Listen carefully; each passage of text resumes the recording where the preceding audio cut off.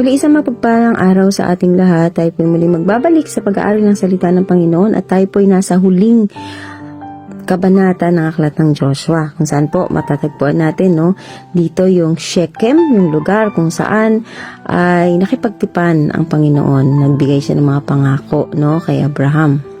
Dito rin mapag-aaralan natin yung pagpili at paninindigan. Ito yung tema po ng kabanatang ito. Tandaan natin din na dito sa kabanatang ito ay makikita natin na hindi lang yung sermon kundi yung renewal ng kanilang pakikipagkasundo o yung pagbabago, pagpapanibago ng tipan. Dito makikita din natin yung unang bahagi. Bakit nga ba sa Shechem? Kasi dito po sa Shechem, unang nangako ang Diyos ng lupain. Kung matatandaan po natin, nakasulat yan sa Genesis chapter 12 verses 6 to 7. Paalala, ang tapat na Diyos sa simula ay siya rin tapat na Diyos hanggang wakas.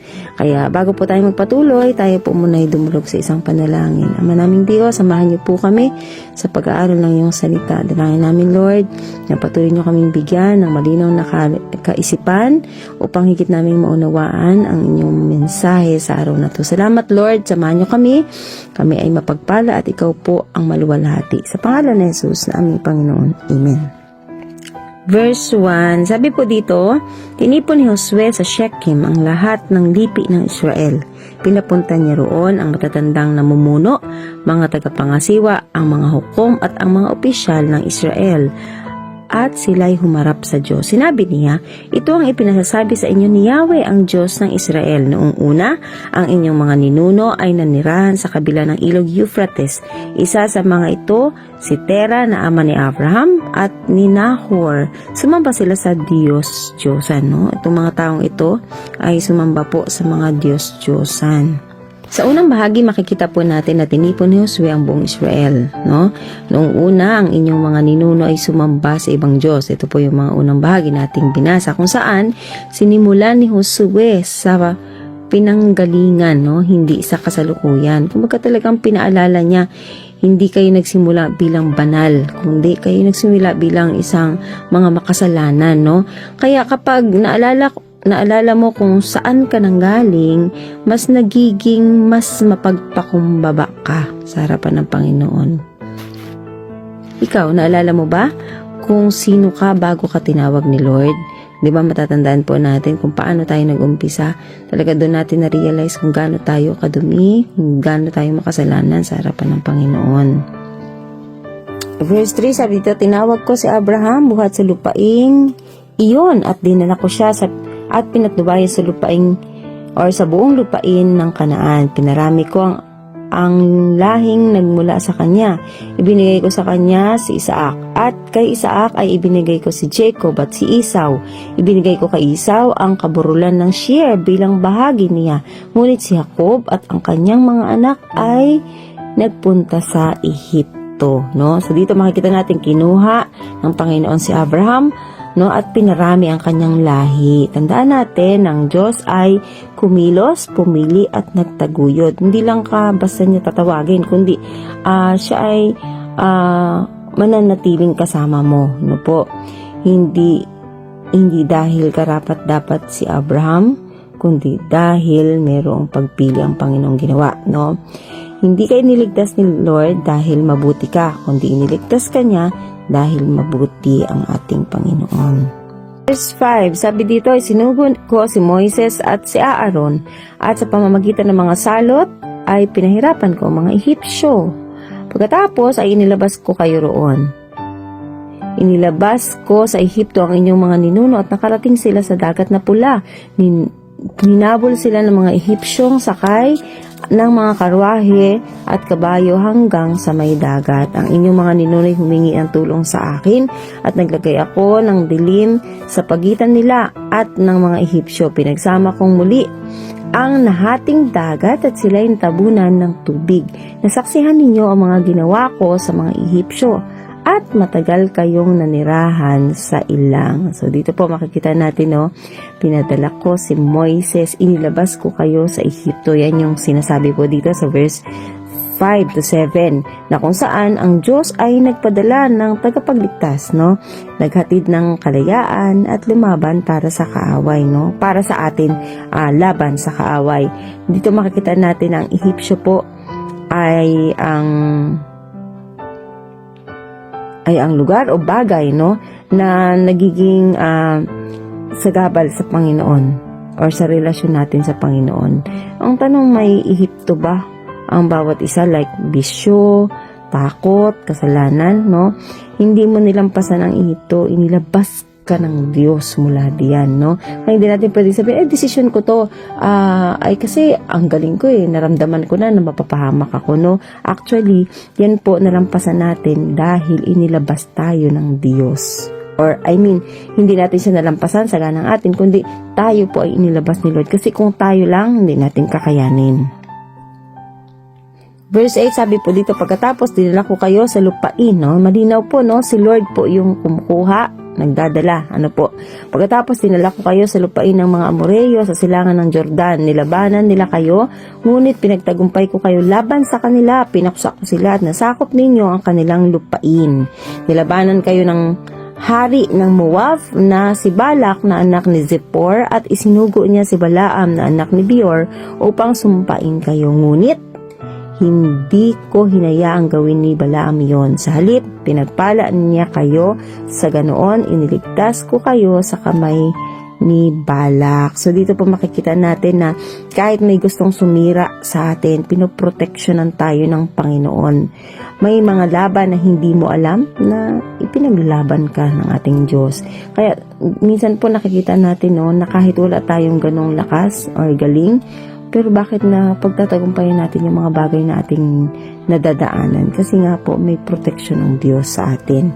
Kaya kung alam mo lang kung ilang panganib ang inilayo sa iyo ng Diyos, mas malalim na pasasalamat ang ating kayang ibigay sa Kanya.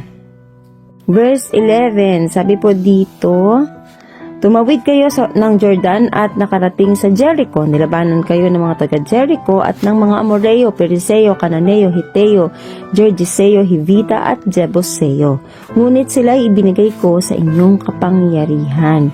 Parang hinabol ng mga putakti na nagtakbuhan ng 2 haring Amoreo at pinalayas ko sila bago kayo dumating. Walang kinalaman sa pangyayaring iyon ang inyong mga tabak at pana, no? Binigyan ko kayo ng lupaing hindi ninyo binungkal, pinatira ko kayo sa mga lungsod na hindi kayo ang nagtayo. Kumain kayo ngayon ng ubas at ulibo na galing sa mga punong hindi kayo ang nagtanim. Ayan, so dito makikita po natin yung regalo ng Diyos. Kapag sinabing regalo, wala kang ambag, no? Binigay sa'yo. Hindi yan sahod, kasi pag sinabing sahod, yan ay pinagtrabahuhan mo, kundi yan ay isang regalo. Tandaan natin, hindi lahat ng nasa kamay natin ay bunga ng ating pawis, no? Or bunga ng ating mga galing. Ito po ay biyaya ng Panginoon. Kaya, huwag maging entitled, mga kapatid. Maging mapagpasalamat at manatili, or pagpapanatili ng biyaya. No, yung ating pagpapasalamat sa Panginoon, ito yung nagpapanatili sa mga biyaya ng Diyos sa atin.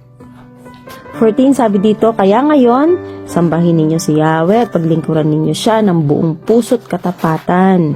Alisin ninyo ang mga Diyos-Diyosang dating sinasamba ng inyong mga ninuno sa Mesopotamia at sa Ehipto. Si Yahweh lamang ang inyong paglingkuran. So talaga dito po, pinapaalala sa atin na matakot tayo sa Panginoon at maglingkod tayo sa Kanya ng buong katapatan. Tandaan natin, yung pagkatakot po, yan yung reverence, no? Hindi yung takot na takot, na parang napakalupit ng Diyos, kundi ito po yung paggalang, no? Buong puso, walang kahalong Diyos-Diyosan, no? Walang kahalong pagkukunwari, no? Tandaan, pwede tayong nagsisimba, pero hati yung puso natin. Kaya tanong, sino ang karibal ng Diyos sa puso natin? 15. Sabi dito, at kung ayaw ninyong maglingkod kay Yahweh, pumili kayo ngayon kung sino ang inyong paglilingkuran. Ang mga Diyos na pinaglilingkuran ng inyong mga ninuno sa Mesopotamia, o ang Diyos or mga Diyos ng mga Amoreo na sinasamba dito sa lupaing inyong tinitirahan. ngunit para sa akin at sa aking sambahayan kay Yahweh kami maglilingkod. So ito ang pinakasikat na verse, no, sa kabanatang ito ng Joshua, kung saan talagang may desisyon si Joshua at sinabi niya na, di ba sa English, as for me and my house, we will serve the Lord. So piliin natin kung sino yung ating paglilingkuran. Sabi niya dito, kaya sabi ni Joshua, ngunit ako, ang aking sambahayan, maglilingkod kami sa Panginoon. Tandaan natin, hindi po pwedeng neutral, hindi pwedeng gitna, no? Kailangan nating mamili. At yung ating pagpipilian is between the Lord and ourselves, or the people around us, no? Or we are serving the Lord, or we are pleasing the Lord, or we are pleasing the people. So, hindi po pwedeng nasa gitna tayo niyan. Kailangan meron tayong pipiliin, no? Tandaan, ang pananampalataya ay personal, no? Bago maging pampamilya. No, hindi pwedeng i-guide mo yung mga anak mo, yung pamilya mo doon, and yet ikaw hindi ka naglilingkod. So, kailangan nag-uumpisa yan sa atin bago natin maidadala yung ating pamilya. Ang bahay ay nagsisimula sa desisyon ng isang leader, ng isang haligi ng tahanan, no po. Hindi pwedeng pilitin ang lahat, pero pwede kang tumayo, no? Kung hindi kasasamahan ng mga tao sa paligid mo, dapat ikaw may paninindigan ka. Sumagot ang bayan, hindi namin magagawang talikuran si Yahweh at maglingkod sa ibang Diyos. Si Yahweh na ating Diyos ang siyang humango sa atin sa pagkaalipin sa Ehipto. Nasaksihan din namin ang mga kababalaghang ginawa niya upang tayo'y maingatan saan man tayo makarating at mailigtas sa mga kaaway sa bansang ating dinaanan. Pagdating natin, pinalayas ni Yahweh sa lupaing ito ang mga Amoreyong nanirahan dito, kaya't kay Yahweh rin kami maglilingkod sapagkat siya ang aming Diyos. Ayan. So dito talaga makikita po natin na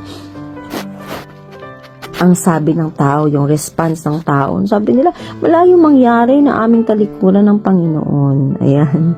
So, maganda po ang pangako, pero hindi sapat ang emosyon, no? Madaling magsabi ng yes, Lord. Pero, pag nandun na sa proseso, napakahirap. Ano po, mas mahalaga ang tuloy-tuloy na pagsunod kaysa bigla ang pangako sa Panginoon. Ngunit sinabi ni Josue sa taong bayan, hindi ninyo kayang paglingkod kay Yahweh sapagkat siya'y isang Diyos na banal at siya'y mapanibughuing Diyos. Hindi niya palalampasin ang inyong mga pagsuway at pagkakasala. Kapag tinalikuran ninyo siya at naglingkod kayo sa mga Diyos ng ibang bansa, kapupuotan niya kayo at parurusahan or paparusahan. Hindi niya panghihinayangang lipulin kayo sa kabila ng kanyang mga kabutihan sa inyo. Sumagot ang taong bayan kay Josue, hindi po mangyayari yan. Kay Yahweh kami maglilingkod. Ayan. So dito pa makikita natin hindi dahil masama ang Diyos, kundi dahil seryoso siya. No? Ibig sabihin, hindi ninyo kayang paglingkuran ang Panginoon. Ito yung sinabi po ni Josue. Pero ang sabi po ng tao, no, kami ay maglilingkod sa Diyos. No? Tandaan natin, ang paglilingkod sa Panginoon ay hindi po siya option. Hindi rin siya part-time. No? Dapat po talaga to ay desisyon. No? Desisyon na nanggagaling sa personal. No? Una sa tao na nagdedesisyong maglingkod. No? At bago po ang kanyang mga taong minamahal sa kanyang kapaligiran. 22, sabi dito, sinabi ni Josue, kayo na rin ang mga saksi na pinili ninyong paglingkuran si Yahweh. Sumagot naman sila, opo, saksi kami.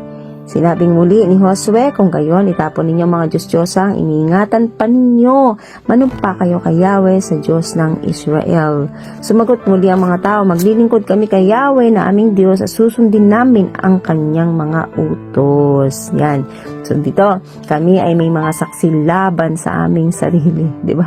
Diba? Sila din yung saksi sa kanilang mga sinabi. Nang ibig sabihin, ang pagpili sa Diyos ay may pananagutan. Hindi pwedeng sisihin ang iba. No, tandaan natin na yung ating pagpili dapat may kasamang accountability, no, or pananagutan. Tandaan, ang desisyon mo ngayon ay huhusga sa'yo bukas. Ayan. So, sabi sa verse 25, kaya ng araw na iyon ay gumawa si Josue ng kasunduan para tuparin ang ng sambayanan, okay? Binigyan niya sila sa Shechem ng mga batas at tuntunin.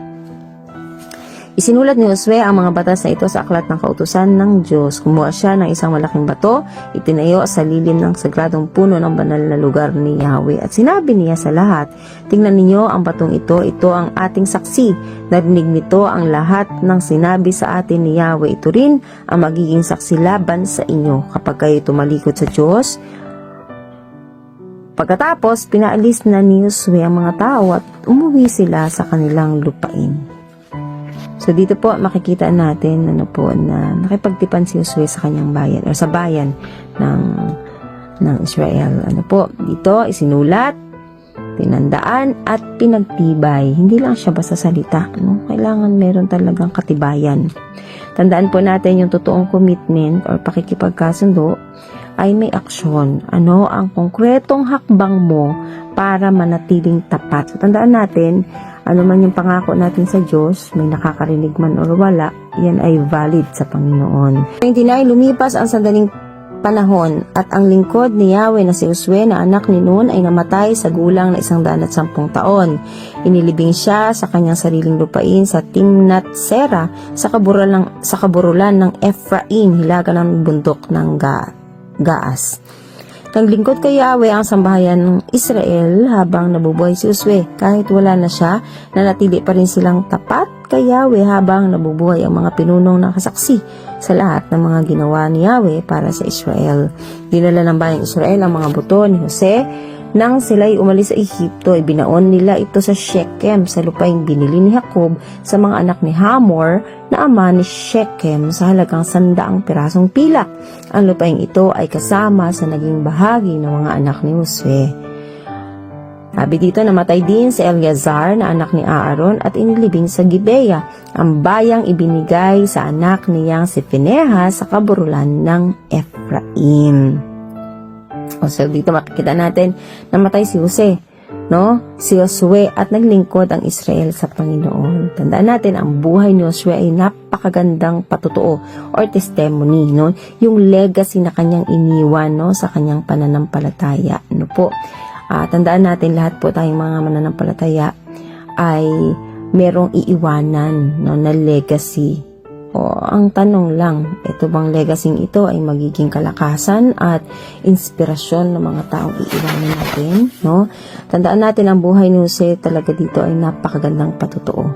Kaya, kapag nawala ka, ano ang maiiwan mo, Alaala lang ba o pananampalatayang ipinapasa sa mga susunod na henerasyon, So, napakaganda po ng kabanatang 24 kung saan makikita natin yung tatlong napakagagandang mensahe. Una, yung alalahanin ang ginawa ng Diyos. Pangalawa, pumili ka ng malinaw at buo. At pangatlo ay isabuhay ang piniling Diyos. Kung ano yung pinili mo, dapat yun din yung makikita sa buhay mo bilang mananampalataya. Tandaan natin na ang Diyos ay tapat. Ang tanong, ikaw ba ay tapat sa Panginoon? Kaya sana po napagpala tayo sa kanyang mga salita.